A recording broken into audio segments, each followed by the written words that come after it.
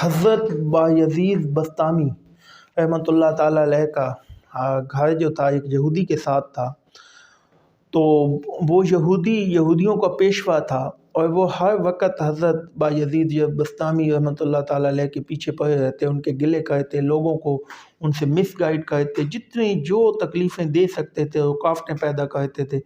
ہر وقت ان کے خلاف وہ لگے رہتے تھے اور تکلیف میں انہوں نے کوئی کسر نہیں اٹھا رکھی تھی۔ ایک دن حضرت بایزید بسطامی رحمۃ اللہ تعالیٰ علیہ آتے ہیں، تو انہوں نے سنا کہ ان کے پڑوسیوں کے گھر کے دروازے کے پاس سے گزرے تو وہاں بچوں کے رونے کی آوازیں آ رہی ہیں۔ اس نے جا کے پوچھا اس کی ماں سے کہ آپ کے بچے کیوں رو رہے ہیں؟ تو اس نے کہا کہ ہمارے گھر میں پہلے، کیونکہ وہ یہودی بڑا تاجر اور امیر تھا، تو پھر آہستہ آہستہ اس کے حالات خراب ہو گئے، اس کو باقی چھوڑ گئے رشتہ دار وغیرہ، اور وہ اس کے حالات خراب ہو گئے۔ تو انہوں نے کہا کہ ان کو دیے میں تیل نہ ہونے کی وجہ سے، دیا نہ ہونے کی وجہ سے رات کو یہ کہتے ہیں ہمیں ڈر لگتا ہے اور ہمیں نیند نہیں آتی، تو اس وجہ سے یہ روئے ہیں۔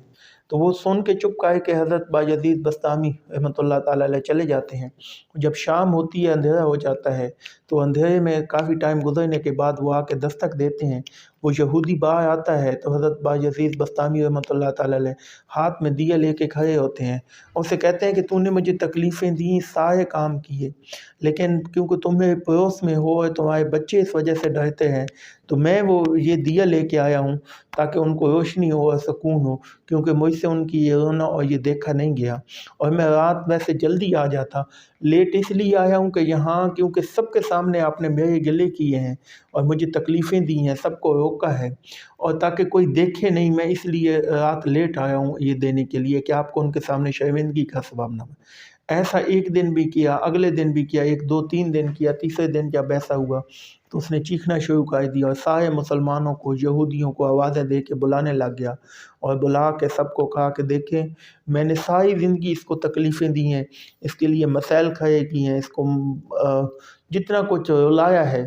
آج یہ بندہ میرے بچوں کو رونا نہیں دیکھ سکا اور میرے لیے جو ہے بچوں کے لیے یہ دیا لے کے آ گیا، لہٰذا میں جو ہے وہ سب کے سامنے کلمہ پڑھتا ہوں اور اس کے دین پہ آتا ہوں اور میں مسلمان ہوتا ہوں۔ یہ طریقہ تھا۔ اب بھی دیکھیں نا، ہم کسی کو تبلیغ کرتے ہیں تو اتنی سختی سے کرتے ہیں، اتنا سختی سے کہ وہ تو دین سے ہی کیا، یہ تو چلا گیا، اس کو چھوڑیں جی، یہ تو دوست کی ہے، اور وہ دیکھیں ان کو اتنی تکلیفیں دی، انہوں نے رکاوٹیں ان کے کام میں ڈالی، ان کی آپس میں دشمنی اس یہودی کی صرف حضرت بایزید بسطامی سے یہی تھی نا کہ وہ مسلمان تھے، تو اس دشمنی کو نکالنے کے لیے اس نے پتہ نہیں کیا کچھ کیا، اور پھر بھی انہوں نے اس کے ساتھ یہ اچھا سلوک کیا سنت نبی صلی اللہ علیہ وسلم کے مطابق، اور ان کو مسلمان کہہ لیا۔ ہمیں بھی دوسروں کو گائیڈ کرنے کے لیے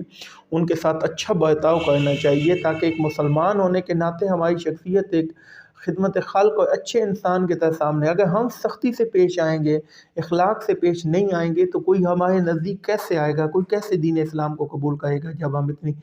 سختی سے ان کو پیش آئیں گے۔ تو دین اسلام، آپ صلی اللہ علیہ وسلم بھی اخلاق حسنہ پہ جو ہے وہ مبعوث فرمائے گئے۔ آپ صلی اللہ علیہ وسلم کے اخلاق حسنہ جیسی، آپ صلی اللہ علیہ وسلم کے اخلاق جیسی پوری دنیا میں کوئی مثال نہیں۔ ہمیں ان کا امتی ہونے کے ناطے اس پیارے نبی صلی اللہ علیہ وسلم کے اخلاق حسنہ